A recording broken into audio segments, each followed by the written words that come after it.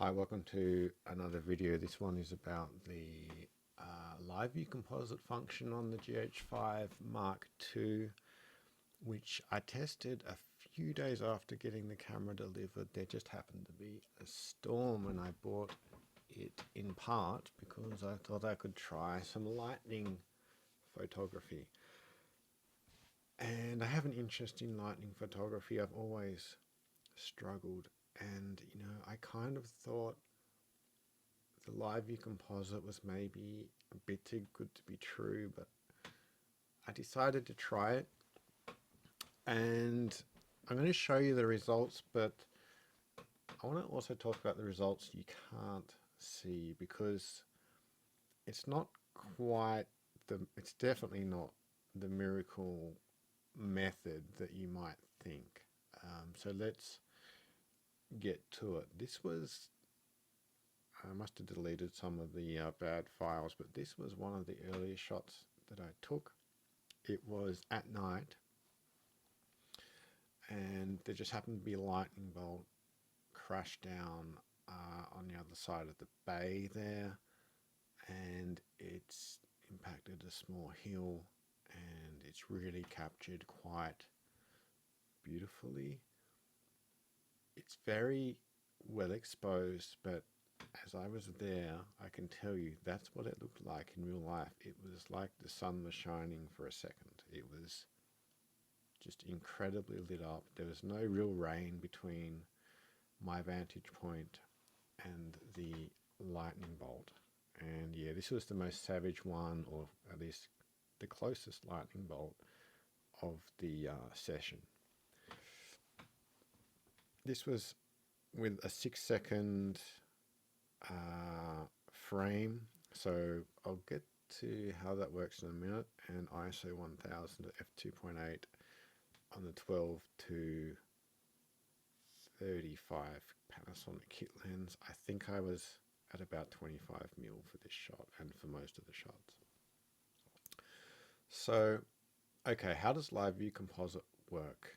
You take a starting image and you set the exposure settings yourself. So you choose ISO, the aperture, and the shutter speed. And it takes a photo. So normally you have kind of a long shutter speed. I think the minimum you can do is half a second on this camera. And it's really made for shooting at night or in no light.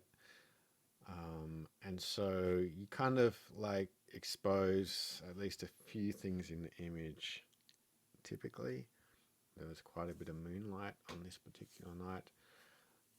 And then you sort of hit the shutter button again, and it just starts repeating that 6-second exposure in this case until some new light comes in, and then the extra light is recorded, whereas the rest of the image stays the same. At least that's how it's meant to work.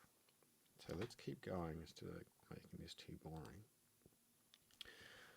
What you can see here is a faint lightning bolt in the distance. Oh, by the way, so the process continues until you hit the shutter button a third time, and then it stops. So you can run it for a minute, or 5 minutes, or up to 3 hours, or just for 30 seconds if you want. It's as long or short as you want. I stopped the previous image early because it was so bright from that huge flash. I didn't want to get any more exposure. Here you have a light in the sky. Is the cursor going to show up here? This is a moonlit cloud. And because there were some winds aloft, the cloud was blowing from left to right, and it would get basically photographed every time it would move, because it was like new light was in the scene, and at some point we captured this lightning bolt faintly over here as well. Now, I'd have to really think about why there are little gaps in the cloud. I think it's something to do with I don't think there's a delay between frames, although there might be. It might be more like, if you imagine the cloud as just being like one section to start with, like as it's moving to the right, the bit on the left never got sort of covered over again. And I think like it's always capturing that left bit of cloud each time. Anyway, just I don't know if that actually makes sense, but yeah, anyway. So as long as the object has sort of a dark fringe, I think this can happen. But anyway, let's move on. Whoops. Here we have that effect, but now with a lot more clouds, and we've captured two lightning bolts, one cloud to cloud up here and one cloud to ground over here. And we've got the moon up above, and now because all of these clouds are quite well lit, and it really was a very bright moon in real life, we're getting this sort of banding repeated exposure of the clouds. So interesting. Does it look good? Does it look bad? I think it can look good. I think it can look bad. This one's maybe a mid case. I don't think it's terrible either way. Starting to see some star trails here. Not really seeing gaps, but maybe that's just because they move really slowly compared to the clouds. The clouds weren't moving at a tremendous rate, I've got to say. A bit of light coming, like this light here could be from a separate lightning strike that never really was visible. A very low noise, like it's amazing how smooth these images are, and I get that if you're overlaying the same composition frame after frame after frame, then you can average it out and remove the noise, right? But because it doesn't actually do that, like there's very little noise like down here. This is just captured in one frame. Unless these lightning bolts like illuminated this a little bit, but I don't think so. But it seems like there's low noise everywhere, even where there was only really one frame to capture it. So a little bit of a mystery there, but yeah, maybe it was illuminated more than once. I'm not sure. Anyway, that's something to bear in mind. It's almost like a full frame in terms of how low. Actually, it's honestly, I think, even better than a full frame, how low the noise is. Now, here's an interesting one. We just didn't capture anything, but you can see the moon and kind of how I was exposing the image. At least in this case, I suppose. I was really playing around with exposure settings. So what was happening was, let's go to the next one. I was starting to take live view composites, and I was noticing that there'd be lightning flashes in front of the camera that weren't appearing on the image because it updates on the LCD live. No one had ever said anything about this in any forum post or review that I saw. This is a case where the cloud streaking kind of looks like crap. And I wonder what file name is it? 17. Let me see if I can get the details for you. This was a 2-second exposure at ISO 1250. Again, very little noise for that ISO on this particular camera. This may have been one where there were multiple lightning strikes. Now, what I did notice is I think this one probably was recording because I remember this rain cloud, or this rain downpour, which is what this is, was getting illuminated like on the left first and then on the right. So there were successive lightning strikes which brought into sort of silhouette this downpour of rain, which is really cool. And so if you see this starting to form, if you can just wait a bit longer and hopefully get some more illumination, you can resolve the shape of the storm very nicely. This might be the best shot of the night. I I mean, you've got the funny streaking, but I think just the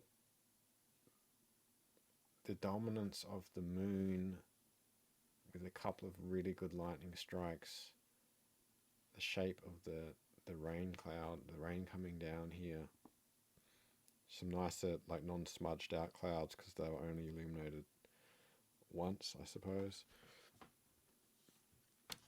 Or maybe it's just that they're further away.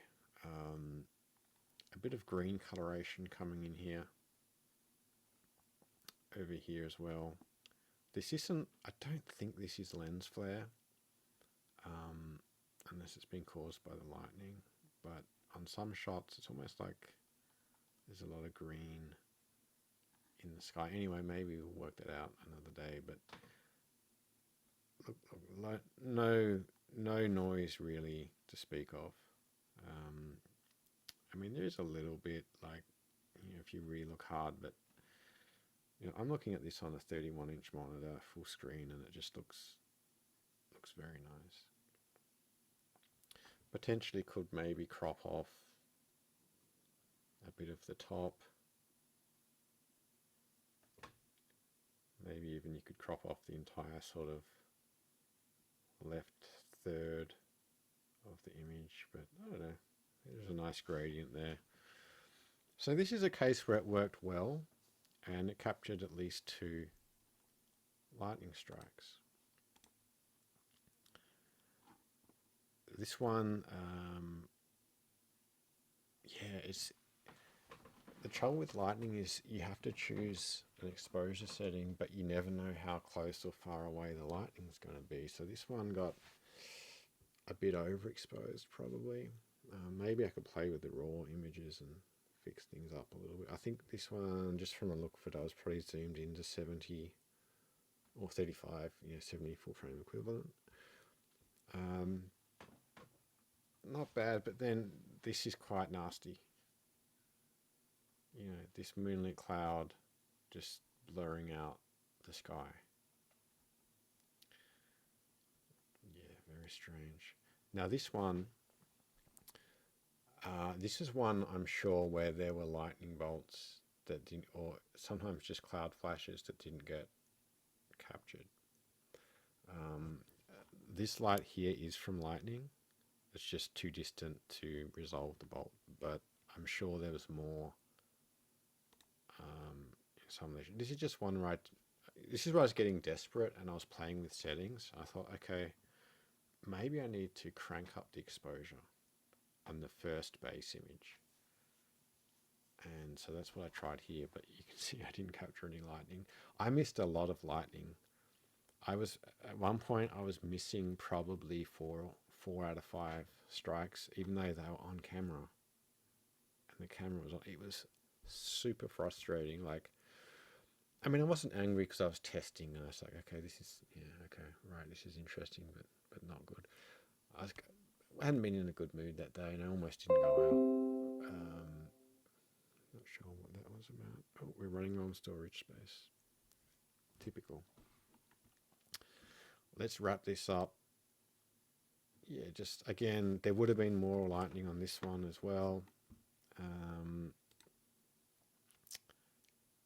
Got some star streaks. Again, this probably had lightning on it too.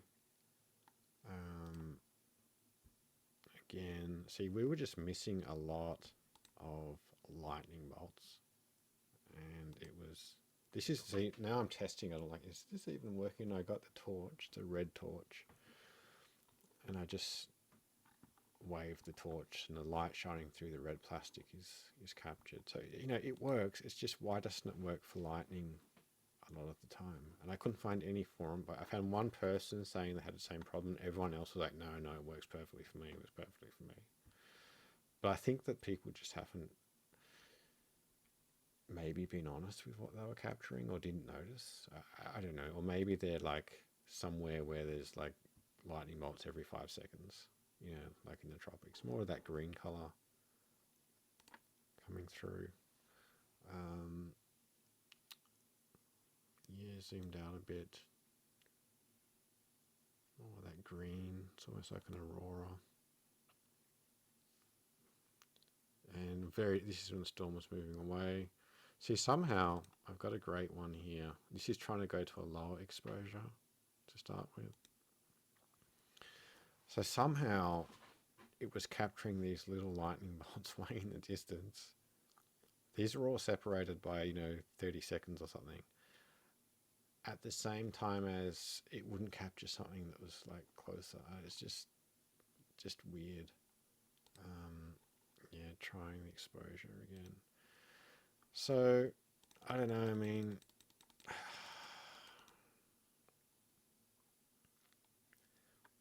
I know that if I had just had the camera set to like a 30-second exposure normally, I would have captured a lot more lightning. And it's just that I can't, yeah, I can maybe run for a 30-second, but I can't run for like a 3 minute. So when the lightning's 30 seconds apart, and it was, generally 30 seconds to a minute apart on this night, I probably, couldn't get multiple strikes in one photo. But I could record video and then overlay the frames. Other people have done that with good results. So yeah, just reporting. I'd really love to know if anyone knows why it performs this way. I watched the Lumix USA channel, and I'm reading a bit between the lines, but it seemed like what he was saying was that the brightest point in the image is like a cutoff, like in that first image you take. So anything brighter won't be resolved. So like in this image, if anything was brighter than the moon here, it shouldn't be resolved, except it is, because these are brighter, in my view. And,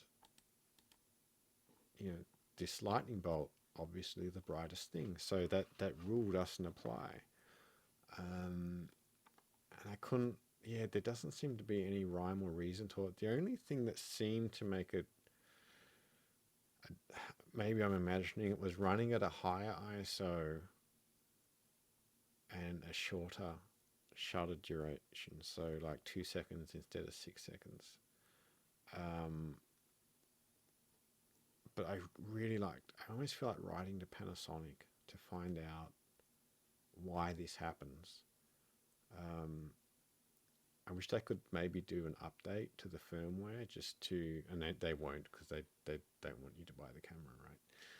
But if they could update the firmware and just give you a different setting to try and like just capture anything that comes up on screen that's lighter than I thought if it was like lighter than the pixels that were already there in that particular spot, then you would get more exposure. But that is not how it works. I mean, there's something else that filters it out.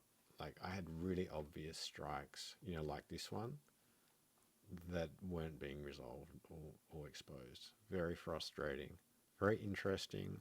You can get amazing results with it.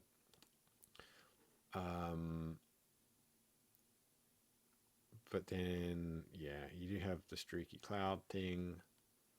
I don't mind the star trails. I think that looks fine.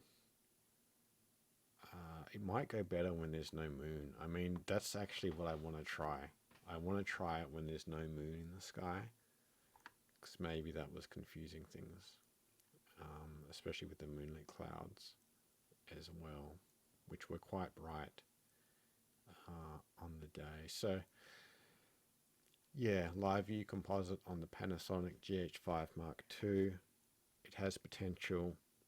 It's not a miracle. I don't know at this point if it's really better than just running at a slow shutter speed with a single frame and going over and over again.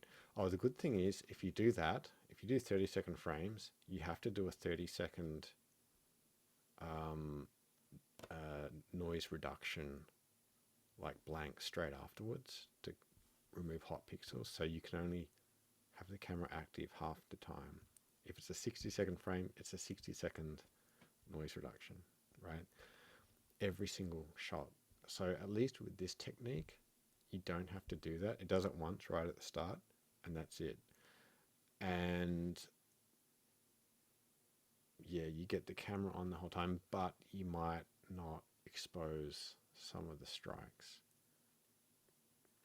I don't know. You could run I want to run a camera on video and say do a 2-minute clip at the same time, do a 2-minute live view composite, and show you on the video that there were like 6 lightning strikes, and then show you on the final image that there's only 2 or 3 or 1 or whatever it is, or 0.